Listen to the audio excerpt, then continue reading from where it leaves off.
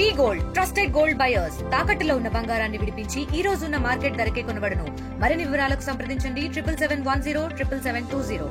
ఎట్టకేలకు తిరుపతిలోని కపిల్ తీర్థం రోడ్లో ఉదయం నుంచి కూడా యాత్రికులు కావచ్చు, స్థానికులు కావచ్చు, భయాందోళనకు గురి చేస్తున్నటువంటి ఒక మానక స్థితి బాలేనటువంటి వ్యక్తి ఏదైతే ఇవాళ ఉదయం నంది సర్కిల్ వద్ద ముగ్గురు యాచకుల్ని అతి దారుణంగా గాయపరిచినటువంటి పరిస్థితి. అందులో ఒక మహిళ కూడా మరణించినట్టుగా ప్రాథమికంగా మనకు సమాచారం అందుతుంది. అదే రకంగా గాయపడినటువంటి మరో ఇద్దరు పరిస్థితి కూడా చాలా విషమంగా ఉందంటూ కూడా తెలియజేస్తున్నటువంటి పరిస్థితి. అయితే ఉదయం నుంచి కూడా ఎవరైతే ఈ యొక్క సైకో ఉన్నాడో 2 కర్రల చేతిలో పట్టుకొని ఉదయం నుంచి కూడా దారిని వెళ్ళేటువంటి ప్రతి ఒక్కరిని కూడా భయాందోళనకు గురి చేస్తున్నటువంటి పరిస్థితి.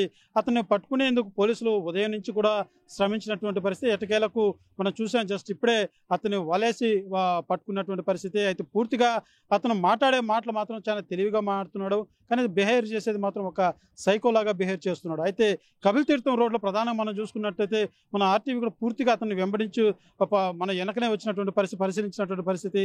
దారిన పోయేటువంటి ప్రతి ఒక్కరిని కూడా ఆయన చేతిలో ఉన్నటువంటి కర్రలతో బెదిరించడం, షాపుల వద్దకు వెళ్ళి వార్నింగ్ ఇవ్వడం, అదే రకంగా ఆటోల్ని ఊపడం, దాని మీద రాళ్ళేయడం, ఇవంతా కూడా వికృతమైన చేష్టలు చేస్తూ ప్రతి ఒక్కరిని కూడా భయాందోళనకు గురి చేసినటువంటి పరిస్థితి మాత్రం నెలకొందని చెప్పాలి. అయితే ఉదయం నుంచి కూడా పూర్తి స్థాయిలో పోలీసులు అయితే అతను పట్టుకునేందుకు ఎంత ప్రయత్నించినా కూడా అతను చేయి దొరకకుండా తిరుగుతున్నటువంటి పరిస్థితి. ఉదాహరణకు కొన్ని స్కూల్ వద్ద కూడా అతను సందులో గుందులో కూడా వెళ్ళి ఏదైతే చిన్నపిల్లల స్కూల్ వద్ద కూడా రాళ్ళు ఎత్తుకొని పైకి ఇసిరేయడం, రాళ్ళు పాల్గొట్టడం, అదే రకంగా రాళ్ళను గోడకేయడం, అలాంటి చేష్టలు కూడా అక్కడ స్కూల్ వద్ద కావచ్చు, తల్లిదండ్రులు కావచ్చు, ప్రతి ఒక్కరు కూడా భయాందోళనకు లోనైనటువంటి పరిస్థితి.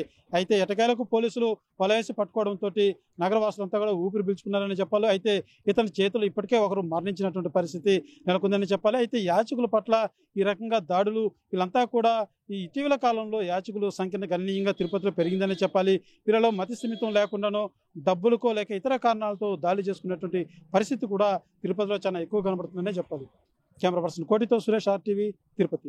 తెలుగులో న్యూస్ కి ఫాస్టెస్ట్ యాప్ ఇప్పుడు టోటల్లీ న్యూ అవతార్లో జస్ట్ 5 సెకండ్స్ లో complete news. Social media trends కి one stop solution. Live TV app voice search option తో ఇప్పుడే డౌన్లోడ్ చేయండి లేదా అప్డేట్ అయిపోండి. యాప్ లింక్ డిస్క్రిప్షన్ లో ఉంది.